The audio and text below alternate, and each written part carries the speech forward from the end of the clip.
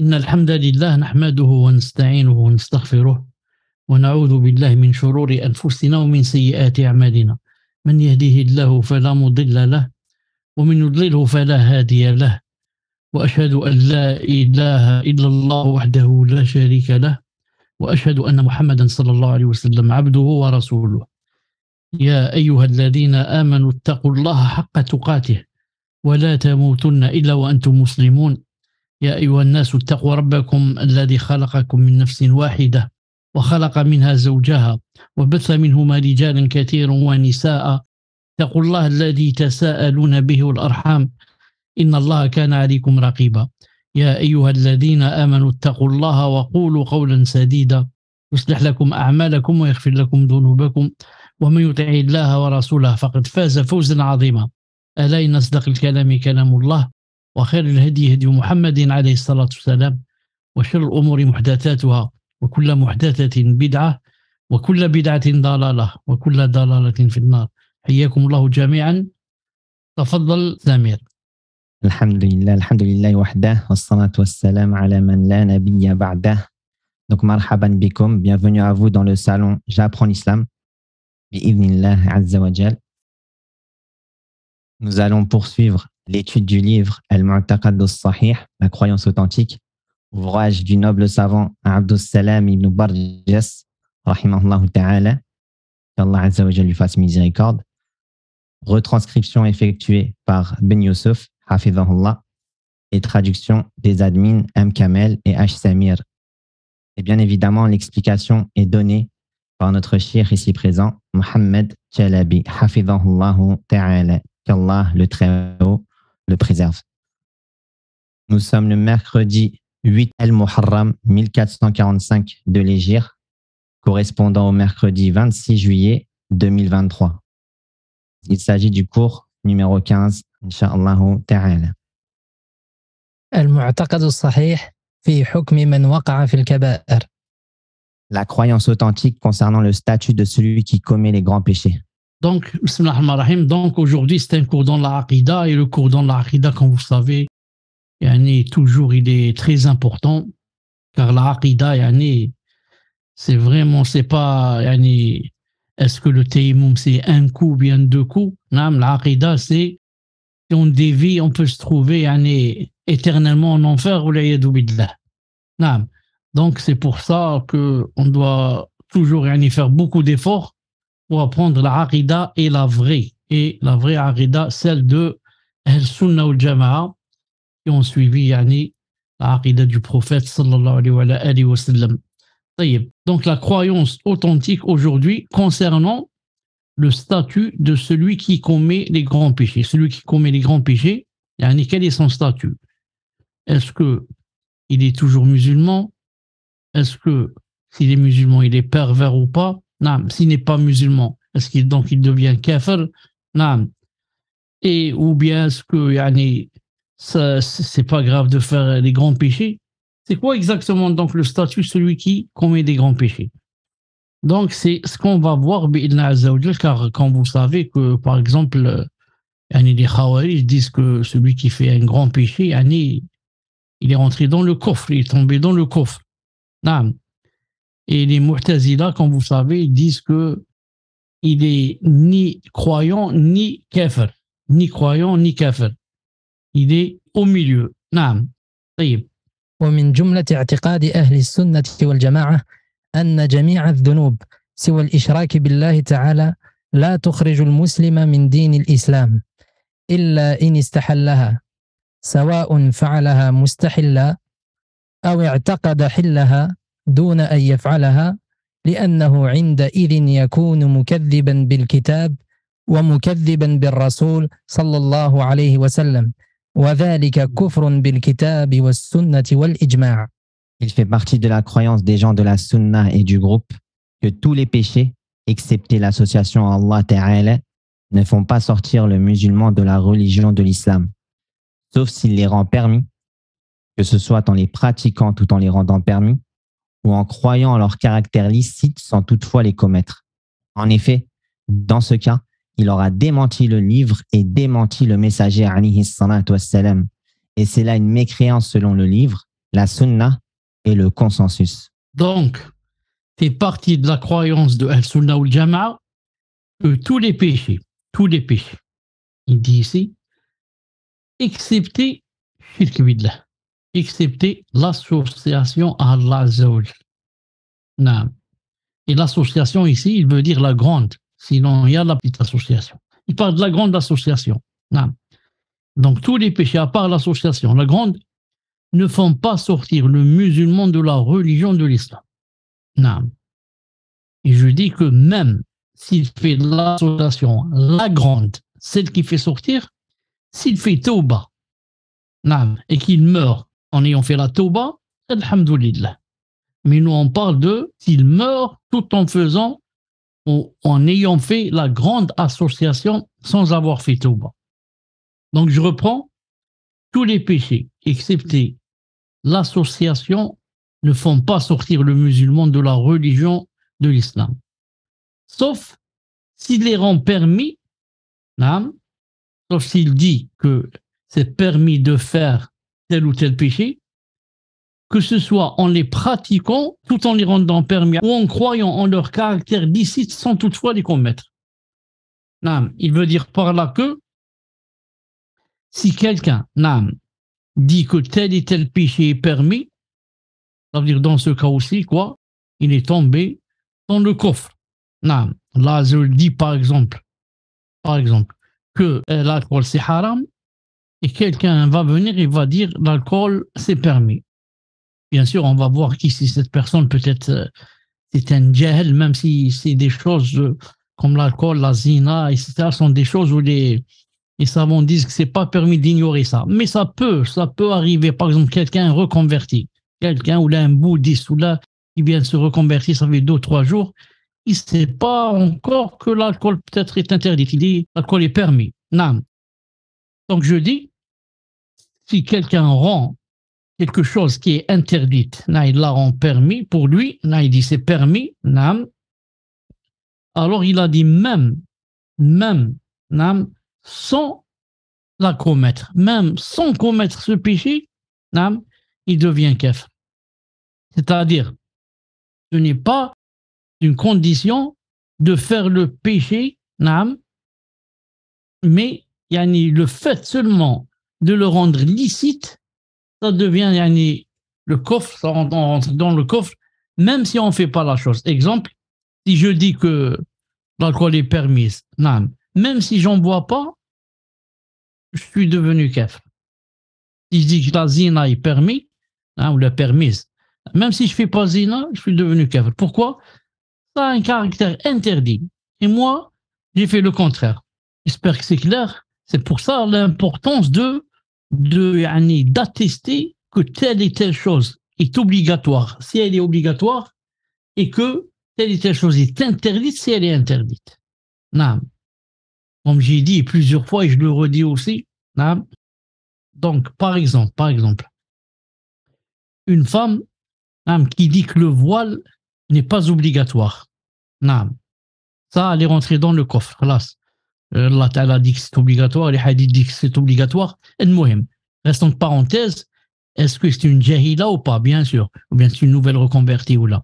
Non, je parle d'une personne qui sait que c'est obligatoire le voile et dit que non, ce n'est pas obligatoire le voile.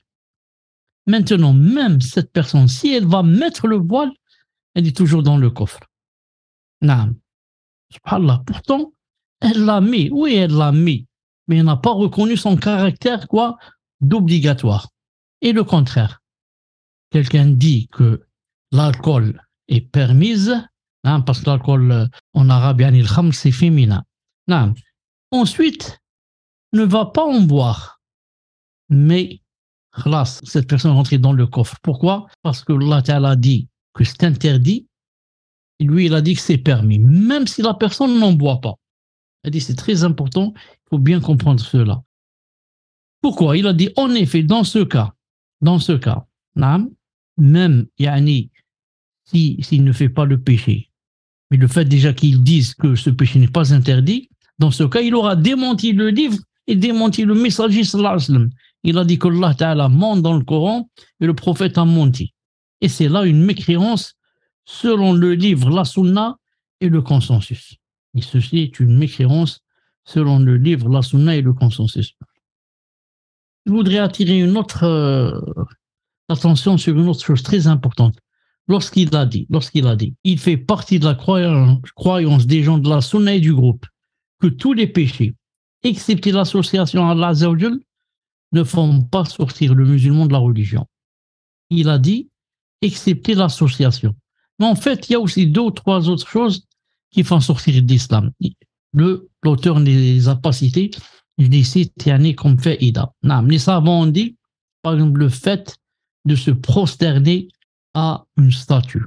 Se prosterner à une statue. Il a dit ça fait sortir de l'islam. Bien sûr, il faut que la personne sache que c'est une statue, il faut que la personne soit pubère, il faut qu'elle ait la raison, etc. Je ne parle pas de ça.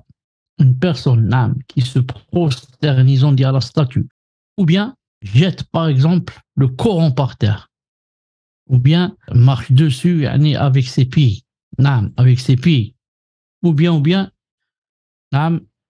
ils ont dit celui-là aussi, il devient kafir. Ils ont ajouté aussi une troisième chose, ils ont dit celui qui tue un prophète ou celui qui un prophète le tue. Subhanallah, ils ont ajouté aussi ça. On dit quiconque tue un prophète ou un messager, il devient kafir. Comment? Celui-là, il a été envoyé par Allah subhanahu wa ta'ala. C'est lui l'ambassadeur entre Allah et nous. C'est ça le messager. Il a un message à nous rapporter et toi tu le tues, tu le combats et tu le tues. Ils ont dit il devient kafir. Ils ont dit aussi le contraire. Si le prophète Hassan tue quelqu'un, le prophète Hassan ne fait pas de mal à une mouche. Comment se fait-il qu'il ait tué cette personne? Ça veut dire il est kafir. Quand je dis tuer, dans le sens, par exemple, dans une bataille. C'est pas tuer, par exemple, car quelqu'un a fait la zina, il est marié, donc celui-là, bien sûr, la loi du talion, il doit être tué, comme on dit. C'est pas ça. Tuer, par exemple, dans une bataille. On continue, Inch'Allah ta'ala. وكل ما دون الشرك من الذنوب لا يخلد صاحبها في نار جهنم كما قال الله تعالى إن الله لا يغفر أن يشرك به ويغفر ما دون ذلك لمن يشاء فنصت الآية على أن صاحب الذنوب إلى مشيئة الله جل وعلا إن شاء تعالى عفى عنه بمنه وكرمه وإن شاء أدخله النار بقدر ذنوبه ليطهره بها ثم يخرجه منها بتوحيده فيدخل الجنة. Pour tout péché qui est moindre que l'association, son auteur ne demeurera pas éternellement dans le feu de l'enfer. Comme Allah Ta'ala a dit, selon une traduction du sens, certes Allah ne pardonne pas qu'on lui donne quelque associé. À part cela, il pardonne à qui il veut. An-Nisa, verset 48. Le verset affirme formellement que l'auteur de péché dépend de la volonté d'Allah Jalla wa Ala. Si Allah Ta'ala le veut, il lui pardonnera par sa faveur et sa grâce. Et s'il veut, il le fera entrer dans le feu, selon ses péchés afin de le purifier. Puis, il le fera sortir du feu par la cause de son monothéisme et il accédera au paradis. Donc, maintenant, si une personne fait un péché, mais ce péché, ce n'est pas de l'association, et pas la grande, ni les trois autres péchés que j'ai cités. Ni le Coran, il jette le Coran, ni il tue un messager, ni il se prosterne à une statue, mais il a fait d'autres péchés, comme il a fait la zina, comme il a volé, comme il a menti, comme il a fait la riba, l'usure, etc. Mohim, il est mort sans tauba. Celui-là, ou bien Allah Ta'ala Azza wa Jal va lui pardonne les péchés qu'il a fait, parce qu'il n'a pas fait la grande association. Il lui pardonne ses péchés et lui dit, va au paradis. De par sa grâce, Allah Azza wa Jal wa bifadlihi. Ou bien, Allah Azza wa Jal lui dira, tu vas entrer en enfer pour te purifier. Ensuite, Inch'Allah Ta'ala, tu vas aller au paradis. C'est-à-dire, pour résumer, toute personne qui meurt sans avoir fait la tauba, et qui meurt après avoir fait des péchés, mais pas la grande association. Les autres péchés sans tauba. On va conclure quoi? Que il sera sous la volonté d'Allah subhanahu wa ta'ala. S'il veut, Allah ta'ala le fait rentrer au paradis directement. Si Allah ta'ala ne veut pas, il le fera passer d'abord par l'enfer, ensuite rentrera au paradis. Donc toute personne qui meurt ayant fait des péchés, des grands, pas l'association, donc on conclut aussi que sa finalité, c'est quoi? C'est le paradis. Sauf reste que, est-ce qu'il va y aller directement ou bien il va commencer par l'enfer? Cela revient à la volonté d'Allah subhanahu azza wa jal. Naam. صاحب الكبائر ناقص الإيمان. وقد سمى الله في كتابه بعض الكبائر كالقتل والبغي وأثبت الإيمان لأصحابها، فهم مؤمنون بإيمانهم فاسقون بمعصيتهم. قال تعالى: يا أيها الذين آمنوا كتب عليكم القصاص في القتلى، الحر بالحر والعبد بالعبد والأنثى بالأنثى، فمن عفي له من أخيه شيء فاتباع بالمعروف وأداء إليه بإحسان. فأثبت تعالى الإيمان للقاتل والمقتول من المؤمنين وأثبت لهم أخوة الإيمان. L'auteur des grands péchés a une foi incomplète. Dans son livre, Allah a nommé certains grands péchés, comme le meurtre et la transgression, tout en affirmant la foi de leurs auteurs. Ce sont donc des croyants par leur foi, mais pervers par leur désobéissance. Allah Ta'ala a dit, selon une traduction du sens, « Oh les croyants, on vous a prescrit le talion au sujet des tués, homme libre pour homme libre, esclave pour esclave, femme pour femme, mais celui à qui son frère aura pardonné en quelque façon doit faire face à une requête convenable et doit payer des dommages de bonne grâce. » Al-Baqarah, verset 178. Allah Ta'ala a affirmé la foi pour le tueur et le tué. Ils sont croyants. Et il a affirmé qu'ils étaient frères dans la foi. Donc, dans son livre, Allah Azza wa Jal a nommé certains grands péchés. Il a nommé par exemple le meurtre et la transgression, tout en affirmant la foi de leurs auteurs, tout en affirmant que celui qui a commis le meurtre ou la transgression, c'est un croyant. Ce sont donc des croyants par leur foi, du côté de la foi, ce sont des croyants, mais pervers du côté de ce qu'ils ont fait et de leur péché et désobéissance. Allah Ta'ala dit, oh les croyants, il les a appelés les croyants. Oh les croyants, on vous a prescrit le talion au sujet des tués, au sujet de quelqu'un qui est tué. Homme libre pour homme libre. Un homme libre qui tue un homme libre, on tue celui qui a tué. Esclave pour esclave. Femme pour femme. Mais celui à qui son frère aura pardonné. D'abord, il a dit, oh les croyants, on les a appelés croyants alors qu'ils ont fait des meurtres. Et ensuite, il a dit aussi, mais celui à qui son frère aura pardonné. Il a même dit que ce sont des frères. Pourtant, l'un des deux a tué l'autre. Mais il a dit son frère. Il a dit s'il pardonne à son frère. C'est-à-dire s'il pardonne à son frère c'est qui? C'est l'assassin qui a tué. Doit faire face à une requête convenable et doit payer les dommages de bonne grâce, c'est-à-dire celui qui a tué. Donc Allah Ta'ala a affirmé la foi pour le tueur et pour le tué, les deux. Ils sont croyants. Malgré que le fait de tuer, c'est quoi? C'est un grand péché. Comme a dit Allah Ta'ala, وَمَنْ يَقْتُلْ مُؤْمِنًا مُتَعَمِّدًا فَجَزَاؤُهُ جَهَنَّمَ خَالِدًا فِيهَا وَغَضِبَ اللَّهُ عَلَيْهِ وَلَعَنَهُ وَعَدَّ لَهُ عَذَابًا عَظِيمًا. Subhanallah al-Azim, très très très grave. Et malgré cela, il ne sort pas de l'islam, il est toujours croyant. Il a même affirmé qu'ils étaient frères dans la foi. Frères, ce sont des frères. ولا منافاة بين تسمية المرء فاسقا وتسميته مسلما، ولا منافاة بين إطلاق الفسق على العمل أو عامله وتسمية العامل مسلما وجريان أحكام المسلمين عليه. وقصة الصحابي عبد الله حمار التي رواها البخاري في صحيحه غاية في توضيح ذلك، حيث إن عبد الله حمارا شرب الخمر فجيء به إلى النبي صلى الله عليه وسلم، فقال أحد الصحابة رضي الله عنهم: لعنه الله ما أكثر ما يؤتى به فقال النبي صلى الله عليه وسلم لا تلعنه فإنه يحب الله ورسوله فلم يخرج من الإسلام بمجرد هذه الكبيرة بل قد أثبت له الإيمان مع وقوعه في هذه الكبيرة. أحسنت. Il n'y a pas de contradiction entre le fait d'appeler quelqu'un pervers et musulman.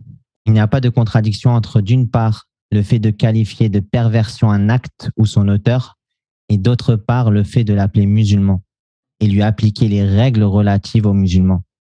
L'histoire du compagnon Abdullah Himar, rapportée par Al-Bukhari dans son recueil authentique, clarifie parfaitement cela. En effet, Abdullah Himar but du vin. Alors on le conduisit au prophète alayhi salatu wassalam et un des compagnons, qu'Allah les agrée, dit « Qu'Allah le maudisse. Combien de fois l'amène-t-on » Alors le prophète sallallahu alayhi wa sallam dit « Ne le maudis pas, car il aime Allah et son messager. » Ainsi, il n'est pas sorti de l'islam par ce seul grand péché, mais au contraire, on a affirmé sa foi malgré qu'il soit tombé dans ce grand péché. Non. Donc ici, l'auteur veut montrer quoi? Qu'il n'y a pas de contradiction entre, d'une part, le fait de dire de quelqu'un qu'il est pervers, et le fait qu'il soit toujours musulman. C'est-à-dire que la perversion ne contredit pas l'islam. On peut être musulman et pervers. Mais on ne peut pas être musulman et kafir. Mais par contre, on peut être musulman et pervers. Quand est-ce que cela? Quand on est musulman et on fait un grand péché sans faire la tauba. On boit de l'alcool, on fait la zina, on fait l'usure, on vole, on devient pervers. Pourquoi? Parce qu'on a fait un grand péché et on n'a pas fait la tauba. L'histoire du compagnon Abdullah Himar, rapportée par Al-Bukhari dans son recueil authentique, clarifie parfaitement cela. Alors Abdullah Himar, en fait, on l'a appelé Himar. Himar, ça veut dire âne en arabe. Himar, âne. Pourquoi? Parce qu'il faisait beaucoup rire le prophète sallallahu alayhi wa sallam. Et entre autres, ce qu'il faisait, c'est qu'il s'endettait. Ensuite, quand la personne lui demande, par exemple, de le payer, ce qu'il faisait, il prenait la personne, il lui dit, suis-moi. Il l'emmène chez le prophète sallallahu alayhi wa sallam, et lui dit à Rasulullah, voilà, paye, et allez, donne-lui ce que je lui dois. Alors, le prophète commence à rire et les gens commencent à rire. El-Mouhim, qu'a-t-il fait Abdullah Himar une fois? Il a bu du vin. Alors, on le conduisait au prophète sallallahu alayhi wa sallam pour appliquer sur lui ce qu'il y a comme loi. Naam. Quelqu'un, certains disent c'est Khalid ibn al-Walid radiyallahu ta'ala anhuma, a dit, Wallahu ta'ala alam, a dit qu'Allah le maudisse, la'anahu Allah. Combien de fois l'amène-t-on? Combien de fois on l'amène ici pour que, autrefois quand quelqu'un buvait de l'alcool, au temps du prophète sallallahu alayhi wa sallam, on le frappait. On le frappait avec quoi? Celui-là, il le frappe avec ses souliers, celui-là, il le frappe avec par exemple, son camis, celui-là, il le frappe avec ce qu'il a dans la main. Il a dans la main, pas quelque chose de fer ou là. Non. Il a un soulier ou là, il y en a même qui frappe avec leur siwak. Alors, quand on a dit de lui qu'Allah le maudisse, le prophète alayhi sallam a dit ne le maudit pas, car il aime Allah et son messager. Donc, regardez, quelqu'un qui boit de l'alcool et le prophète alayhi sallam le défend, il dit ne le maudit pas. Je lui demande pourquoi. Il a dit il aime Allah et son message. Non. Cela ne veut. Ça veut dire deux choses. La première, que quelqu'un qui boit de l'alcool, c'est pas un kafir. Et que on peut boire de l'alcool tout en aimant Allah subhanahu wa ta'ala et son messager. Mais où est la preuve qu'on l'aime? Ici, le prophète sallam a fait la shahada qu'il l'aime. Parce que Allah ta'ala lui a appris cela. Ou bien lui, il a su cela. Mais nous, on ne peut pas dire à quelqu'un qui boit de l'alcool, celui-là, il aime Allah subhanahu wa ta'ala son messager et attester comme ça. Non. Mais sûrement qu'il peut aimer Allah et son messager en faisant d'autres choses. Il y en a qui boivent de l'alcool, qui peuvent même construire une mosquée. Et en même temps, ils boivent de l'alcool. Ça, on ne peut pas dire que celui-là, il est kafir, ni que c'est un ennemi d'Allah Azza wa Jal. Ce qu'on peut dire, c'est qu'il a fait un grand péché et qu'il est devenu pervers en faisant ce grand péché, s'il ne fait pas la tauba. Donc, La conclusion ici, c'est de dire quoi? C'est de dire que la perversion ne contredit pas l'islam. On peut être musulman, croyant et en même temps pervers. On peut être croyant et, masha'Allah, taqi, craint Allah Azza wa Jal. On peut être croyant et pervers. On n'est pas tous à pied d'égalité dans la foi. Dans la foi. Naam. Donc, regardez par exemple Abdullah Himar. Naam. Il a bu de l'alcool. C'est un sahabi. Est-ce que, par exemple, il a la même foi que Abu Bakr Siddiq ou bien que Omar al-Khattab? Les deux sont des sahaba. Mais il y a une grande différence entre celui qui boit de l'alcool et celui qui donne tout son argent, comme Uthman ibn Affan, par exemple, pour faire valoir cette da'wa d'Allah subhanahu wa ta'ala. Al-Muhim, il n'est pas devenu kafir en ayant bu de l'alcool. Ensuite, une chose très importante ici qui me plaît beaucoup. Donc celui-là, regardez bien et écoutez bien. Il boit de l'alcool, et le prophète le défend, dit, ne le maudit pas. Et en plus de cela, il atteste qu'il aime Allah, c'est-à-dire il lui fait des éloges. Il lui fait l'attestation et la shahada que cette personne aime Allah et son messager. Comparez donc maintenant avec les Khawarij. Les Khawarij, qu'a dit sur eux le prophète alayhi salam? Il a dit que l'un de vous, il méprise sa salat devant leur salat. Il méprise sa récitation du Coran devant leur récitation. C'est-à-dire il prie beaucoup, il récite beaucoup le Coran. Mais à la fin, qu'est-ce qu'il a dit? Sallallahu alayhi wa sallam. Il a dit, si je les rencontre, je les tue. Comme, c'est-à-dire, je les exterminerai. Et dans une autre version, Qatla Thamoud. Il a dit, il n'y a pas plus mauvais une chose que Allah Ta'ala a créée comme eux, les Khawarij. Il a dit, Kilabun nar. Il a dit, les chiens de l'enfer. Kilabun nar. Donc, d'un côté, il dit des Khawarij, il récite beaucoup le Coran, il dit qu'il prie beaucoup, il dit que l'un d'entre vous méprise son siyam par rapport à leur siyam, qu'il jeûne beaucoup. Et malgré cela, si je les rencontre, je les massacre. Et ce sont les chiens de l'enfer. Et celui-là, il boit de l'alcool et il dit l'âme, Allah et son messager. Pourquoi? Tout cela pour qu'on sache que les péchés, il y a deux grandes sortes. Faire un péché du côté des tentations et faire un péché du côté des ambiguïtés et des bid'ah. Quand c'est du côté des tentations, c'est moins grave. Mais quand c'est du côté des ambiguïtés et des innovations, c'est très grave. C'est pour ça, Abdullah ibn Himar, son péché, c'est de quel côté? Tentation. Il a bu de l'alcool.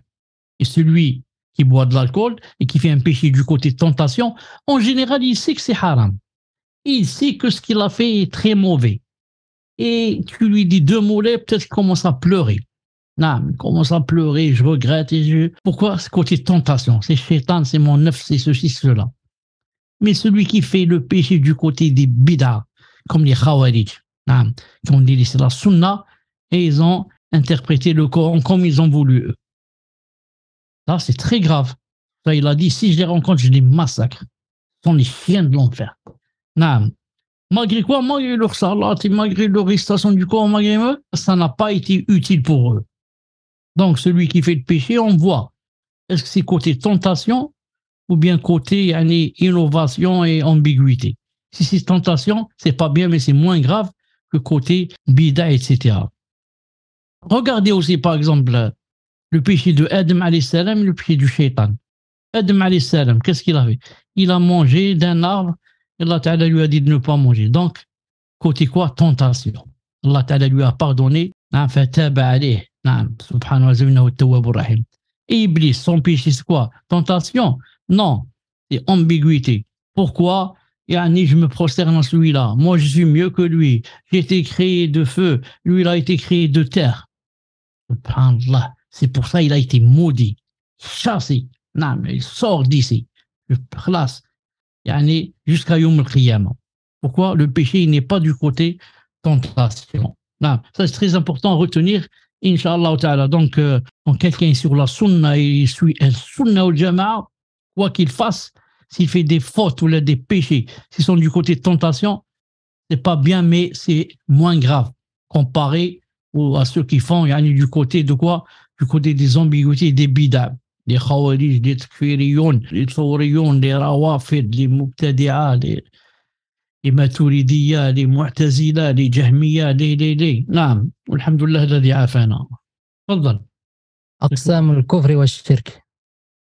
أقسام الكفر والشرك، وبيان ذلك أن كلا من الكفر والشرك والظلم والفسوق والنفاق جاءت في نصوص الشرع على قسمين: أكبر يخرج من الملة لمنافاته أصل الدين بالكلية، وأصغر ينافي كمال الإيمان ولا يخرج صاحبه منه.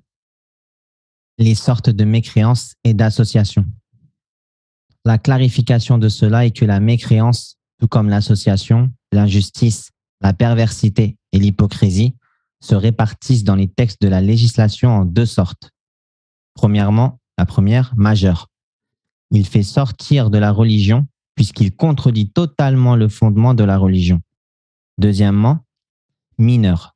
Il contredit la perfection de la foi car il ne fait pas sortir son auteur de la religion. Donc, il dit, la clarification de cela, c'est quoi? C'est que la mécréance, tout comme le shirk, l'injustice, le zulm, la perversité, le faux sort, l'hypocrisie, le nifaq, se divise en deux sortes. On a ce qui est majeur, on a ce qui est mineur. Et la différence entre les deux, c'est que ce qui est majeur, ça fait sortir de la religion. Pourquoi? Car ça se contredit totalement avec le fondement de la religion. Et ce qui est mineur, ça contredit pas la foi, mais la perfection de la foi. Et ceci, alhamdoulilah, ne fait pas sortir de la religion. Donc, ce qu'il faut apprendre, c'est que l'association, shirk, l'injustice, l'olm, le fausour, la perversité, l'hypocrisie, tout cela se divise en deux sortes. Ce qui fait sortir l'islam et ce qui ne fait pas sortir. Par exemple, l'association. Il y a la grande et il y a la petite. La grande, c'est bien sûr dire que j'adore Allah et telle personne, par exemple. Et la petite, c'est comme jurer par autre que Allah subhanahu wa ta'ala. La première fait sortir l'islam, la deuxième ne fait pas sortir. Comme par exemple l'hypocrisie. Il y a la grande et la petite. La grande, c'est quoi? C'est d'attester dans son cœur, ou bien de renier dans son cœur qu'il n'y a pas d'islam, il n'y a rien. Tout ça, c'est des mensonges, c'est là. Mais devant les gens, dire Shahadun la ilaha illallah, Shahadun Muhammad Rasulullah, peut-être aller à la mosquée, etc. Ça, c'est la grande hypocrisie. Et bien sûr, maintenant, comme disent les savants, il n'y en a presque plus. Pourquoi? Pourquoi les hypocrites ont fait ça? Parce qu'ils ont eu peur. Quand le prophète est venu, il a fait la hijra à Médine, et ils ont vu le prophète venir avec des milliers de musulmans. Ils ont eu peur, ils ont dit alors, on fait semblant qu'on est un croyant. Ils disent Shahadun la ilaha, Shahadun Rasulullah, ils vont à la mosquée par peur qu'on les tue, qu'ils soient expulsés, qu'on ne les marie pas, qu'on les chasse, Maintenant, pourquoi la personne ne peut pas être comme ça hypocrite? Parce qu'elle n'a peur de personne. Maintenant, il y a ce qu'ils appellent la liberté de religion, la liberté d'expression, donc je n'ai peur de personne. Je dis carrément, je suis kafir, je n'ai peur de personne. Et il y a la petite hypocrisie. La petite hypocrisie, comme l'a montré le prophète islam, il a dit, parmi ses signes, s'il parle, il ment. S'il donne rendez-vous, il manque. إذا حدث كذب وإذا خالف إذا اؤتمن خان. Si tu lui laisses une amana, il la prend pour lui, il la donne pareil comme ça. Ça, c'est la petite hypocrisie. Ça ne fait pas sortir de l'islam. Donc, les grandes choses qui font sortir de l'islam, les grands péchés, se divisent en deux. Ce qui fait sortir et ce qui ne fait pas sortir. Ce qui fait sortir de la religion et ce qui ne fait pas sortir. Ensuite, moi, je m'étonne, même si je ne m'étonne pas beaucoup, mais quand des personnes m'envoient comme ça sur le mail, Je pense que la plupart sont des sœurs, la plupart, hein. Même s'il y a des frères entre ceux qui m'écrivent, yani pour juste une petite chose, ils disent je ne sais pas si j'ai apostasié ou pas. Non, j'ai pensé à telle chose, je ne sais pas si je suis devenu apostat ou pas. Surtout les convertis. Surtout les convertis. Non. J'étais avec des gens, ils ont dit telle ou telle chose, j'ai un peu souri. Ils ont dit quelque chose de pas bien sur la religion, j'ai un peu souri. Est-ce que je suis sorti d'islam? Je ne suis pas sorti. J'étais avec des gens, ils ont dit telle chose, je n'ai rien dit, je me suis tué. Est-ce que je suis sorti d'islam? Je ne suis pas sorti. Je pense à des choses que j'ai faites autrefois, dans la jahiliya, naam. Et je trouve un certain plaisir quand je pense à cela. Est-ce que je suis sorti d'islam? Je ne suis pas sorti. Et comme ça. Je dis, attention aux souhaits. Attention aux souhaits. Attention, les wasawis. Il n'y a pas peut-être plus dangereux que ça. Naam. Et qui fait plus mal que cela. Personne ne sort de l'islam après l'avoir embrassé si ce n'est pas lui qui veut sortir en faisant des choses comme ça qui font sortir de l'islam. Naam. Pourquoi sortir d'islam? C'est pas une chose facile. Sortir d'islam, ça veut dire si je meurs kafir et je vais être éternellement en enfer. Vous savez que ça veut dire éternellement en enfer.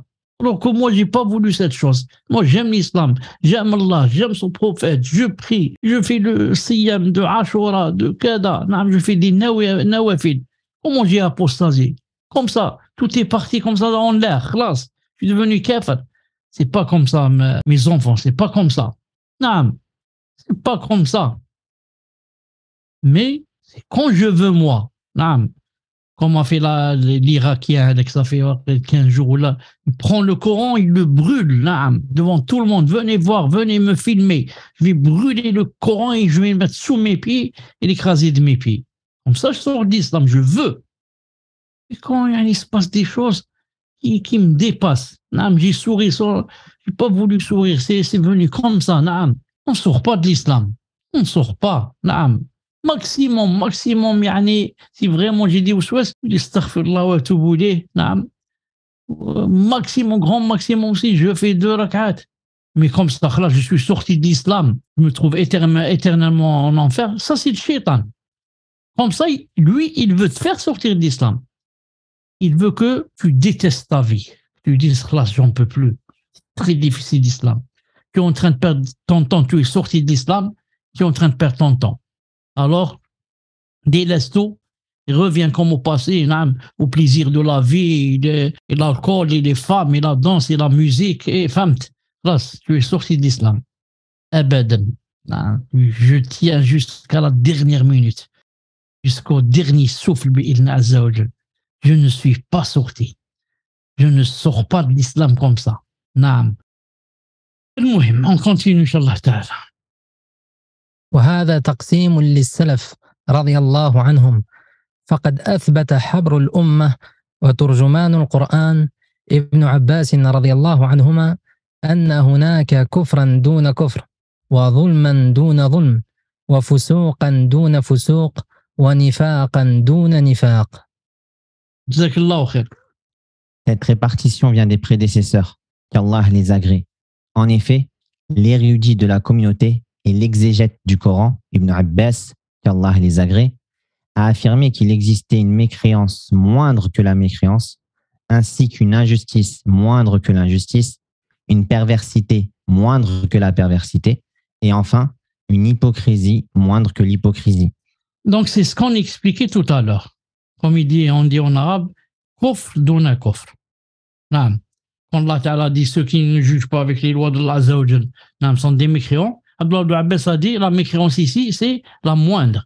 C'est-à-dire mécréance petite mécréance. Et les tournants, c'est qu'Abdullah Abbas, le grand exégète du Coran, auquel le prophète lui a fait une doua spéciale pour lui.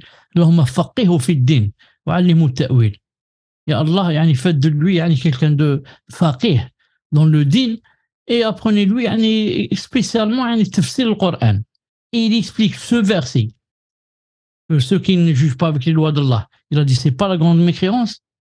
Et les gens, les Khawarij bien sûr, ne veulent pas accepter ça. Ils disent non, c'est de la grande, quoi? C'est de la grande mécréance. La ilaha illallah. Ensuite, il dit, moi je suis les salafis, tu suis tes passions toi. Tu suis tes passions, naam. طيب. كمل. الكفر الأكبر. فالله تعالى سمى من دعا غيره كافرا ومشركا وظالما. قال تعالى: ومن يدع مع الله إلها آخر لا برهان له به فإنما حسابه عند ربه إنه لا يفلح الكافرون. La mécréance majeure. Allah Ta'ala a appelé celui qui invoque autre que lui mécréant, associateur et injuste. Allah Ta'ala a dit, selon une traduction du sens, et quiconque invoque avec Allah une autre divinité, sans avoir la preuve évidente de son existence, aura à rendre compte à son Seigneur. En vérité, les mécréants ne réussiront pas. Donc, comme on a dit, la mécréance se divise en deux, majeur et mineur. Comme l'hypocrisie, comme la perversion, comme. طيب. Maintenant, on parle de la grande mécréance. نعم. وقال تعالى: قل إنما أدعو ربي ولا أشرك به أحدا. Et il a dit Ta'ala, selon une traduction du sens, dit, je n'invoque que mon Seigneur et ne lui associe personne. Ce sont les délits de la grande mécréance. وقال تعالى: ولا تدع من دون الله ما لا ينفعك ولا يضرك فإن فعلت فإنك إذا من الظالمين. Et il a dit Ta'ala, selon une traduction du sens, et n'invoque pas, en dehors d'Allah, ce qui ne peut te profiter ni te nuire. Et si tu le fais, tu seras alors du nombre des injustes. Ici donc, il a dit les injustes. C'est pour montrer que l'injustice, il y a la grande et il y a la petite. Ici, il est en train de parler de la grande, la transgression, la grande, parce qu'il invoque un autre, en dehors d'Allah subhanahu wa ta'ala. وقال تعالى: إلا إبليس كان من الجن ففسق عن أمر ربه. Et il a dit Ta'ala, selon une traduction du sens, excepté Iblis qui était du nombre des djinns et qui se révolta contre le commandement de son Seigneur. Ici, en arabe, regardez, l'auteur a voulu montrer que la perversion, le fisq, ça se divise aussi en deux, majeur et mineur. C'est ça qu'il a employé, il a dit fasaqa. Illa Iblis kana min jinn fa fasaqa. Il parle de la perversité, fasiq. Mais c'est le grand fisq. C'est le grand fisq. Ici en français, ça n'a pas donné fasiq, mais l'auteur veut dire que le fisq aussi se divise en deux. Excepté Iblis qui était du nombre des djinns et qui se révolta dans le sens, il se révolta contre le commandement de son Seigneur et devint fasiq. Fasiq dans le sens de grand fasiq, celui qui est kafir, pas le petit fasiq. Non, le petit fasiq, c'est comme quelqu'un qui boit de l'alcool, comme on a dit. Il reconnaît que l'alcool c'est haram. Mais le grand fasiq, celui qui, par exemple, il fait comme Iblis, qui s'est révolté contre le commandement de l'Azza et est devenu kafir. فهذا في الكفر الأكبر والشرك الأكبر والظلم الأكبر والفسق الأكبر الذي لا يجتمع معه إيمان. Donc ici, à chaque fois, il manque le alif, qu'on n'a pas remarqué. Non, معليش. Cela relève de la mécréance majeure, l'association majeure, l'injustice majeure et la perversité majeure, qui ne peuvent cohabiter avec la foi. Voilà. La mécréance, l'association, l'injustice, la perversité, tout cela se divise en deux, majeur et mineur. Majeur, ça fait sortir de l'islam. Mineur, ça ne fait pas sortir. Il y a la mécréance mineure, l'association mineure, l'injustice mineure, la perversité mineure. Et il y a la mécréance majeure, l'association majeure, l'injustice majeure, perversité majeure, comme celle d'Iblis. Comme celle d'Iblis. الكفر الأصغر. وقال الله تعالى: ومن لم يحكم بما أنزل الله فأولئك هم الكافرون. La mécréance mineure. Allah Ta'ala a dit, selon une traduction du sens, et ceux qui ne jugent pas d'après ce qu'Allah a fait descendre, les voilà les mécréants. Donc, il parle de la mécréance mineure et il a cité le verset que celui qui ne juge pas avec les lois de Allah Azza wa Jalla, il est devenu mécréant. On a cité que Abdullah ibn Abbas et d'autres ont dit que c'est la petite mécréance, c'est la petite mécréance.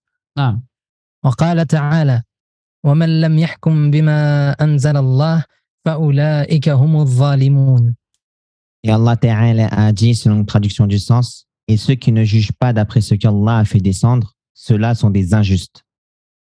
وقال تعالى ومن لم يحكم بما أنزل الله فأولئك هم الفاسقون. Et Allah Ta'ala a dit, selon une traduction du sens, ceux qui ne jugent pas d'après ce qu'Allah a fait descendre, ceux-là sont les pervers. Donc vous remarquez que par rapport à ceux qui ne jugent pas avec les lois de Allah, avec ce que Allah Ta'ala fait descendre, il n'est pas toujours kafir. Parce que la preuve, ici il a dit il est kafir. Ensuite un peu plus bas il dit il est injuste, zalim. Ensuite plus bas il a dit il est pervers, fasiq. Si dans tous les cas il était kafir, pourquoi Allah Ta'ala alors dirait qu'il peut être injuste et il peut être pervers? Parce que certains, il y a les takfirions, disent que ici injuste, ça veut dire kafir, et pervers, ça veut dire kafir. Donc, dans le Coran, il y a quoi? Il y a la répétition. Alors que ça, c'est pas vrai. Le Coran ne se répète pas. Le Coran, à chaque fois, il te ramène quelque chose de nouveau. Ta'sis, et là, c'est ta'kid.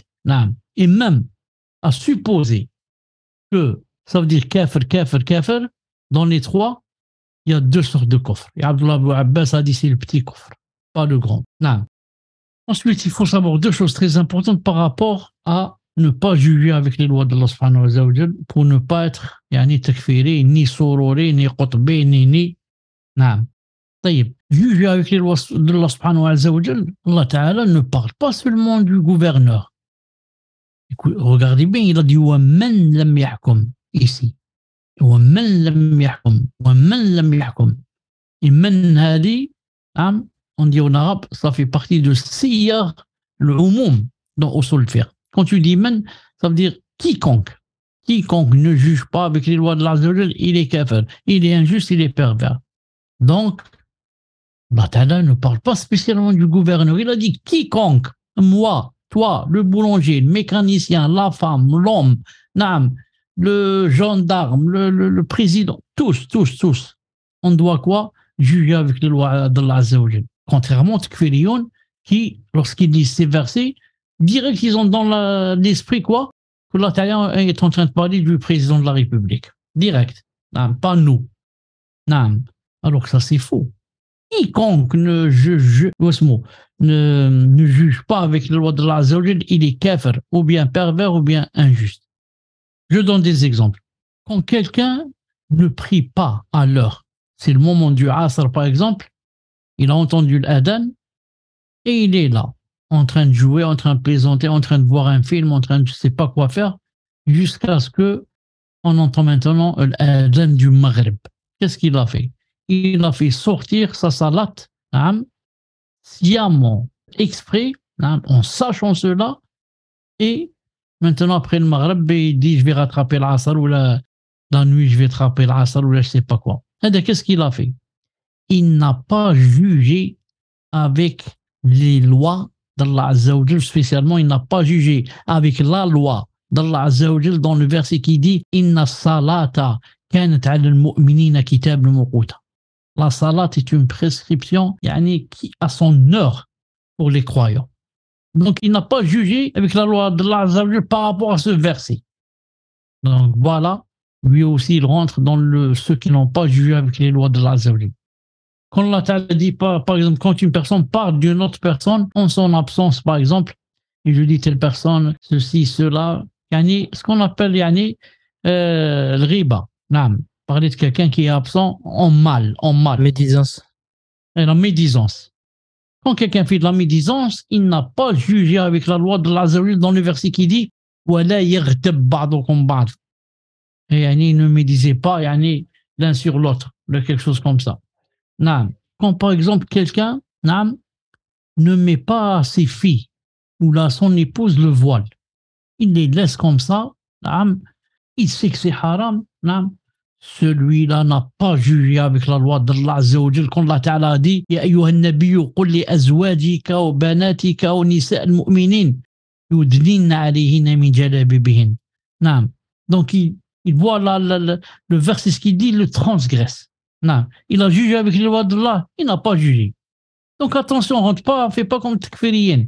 Nous, on fait ce qu'on veut, on fait tous les péchés. L'essentiel, on dit, c'est le gouverneur qui doit juger avec les lois d'Allah. Nous, tous, on doit juger. Tous.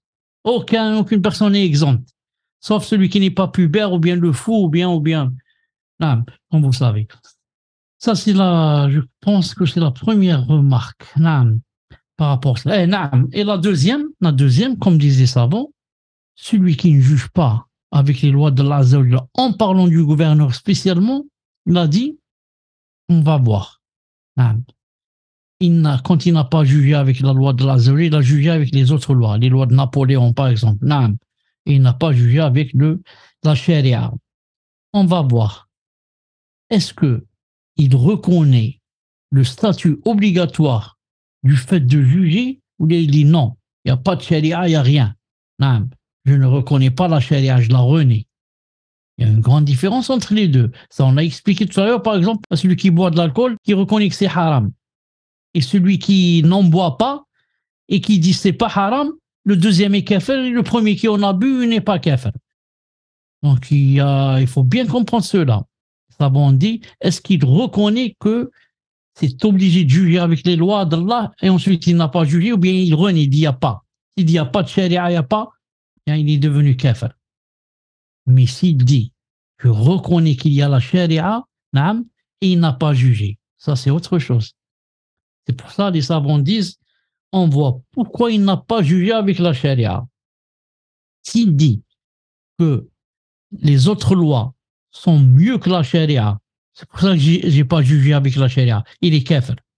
S'il dit les autres lois, à part la charia, équivalent à la charia, c'est la même chose. C'est-à-dire, on est libre, on peut juger avec la charia ou bien on peut juger avec les autres lois. C'est la même chose. Il est devenu kafir. Non. Mais s'il reconnaît, il dit non, il faut juger avec les lois de l'Azza. Seulement, moi, je n'ai pas jugé, par exemple, parce que je ne peux pas, ou parce que c'est difficile en ces moments, ou parce que. Pour un objectif mondain, maintenant. Un objectif mondain, non. Par exemple, le juge, il sait que, par exemple, celui qui vole, s'il remplit les conditions, il coupe la main. S'il remplit les conditions, j'ai dit. Non. Et il ne lui coupe pas la main, il dit, par exemple, il faut qu'il soit exécuté. Donc, il n'a pas jugé avec la loi de l'Azza. Pourquoi? Parce que il veut faire du mal à cette personne. Il a des problèmes, il connaît cette personne, il a des problèmes avec elle. Il lui a même été, je ne sais pas combien de millions, il ne lui a pas rendu. Et il dit maintenant, il est tombé entre mes mains. Celui-là, il faut l'exécuter. Non.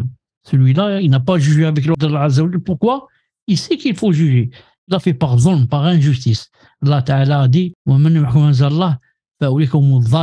rentre dans ce cas de zalimoun.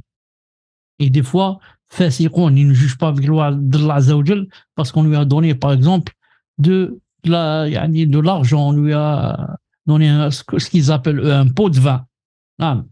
Donc celui-là, il rentre dans fasiqoun, il n'est pas kafir. Il reconnaît qu'il n'a pas jugé avec les lois de l'Azza et qu'il faut juger. Mais il l'a fait à cause de l'argent, à cause de ceci, à cause de cela. Il est devenu fasiq, il n'est pas kafir. Donc ça, c'est très important, Inch'Allah Ta'ala, à connaître bi'idnillahi azza wa jal. Naam. وقال تعالى إن الذين يأكلون أموال اليتامى ظلما إنما يأكلون في بطونهم نارا وسيصلون سعيرا. Et Allah Ta'ala a dit, selon une traduction du sens, ceux qui mangent, entre parenthèses, disposent injustement des biens des orphelins ne font que manger du feu dans leur ventre. Ils brûleront bientôt dans les flammes de l'enfer. Donc, il a dit qu'ils ont fait un grand péché.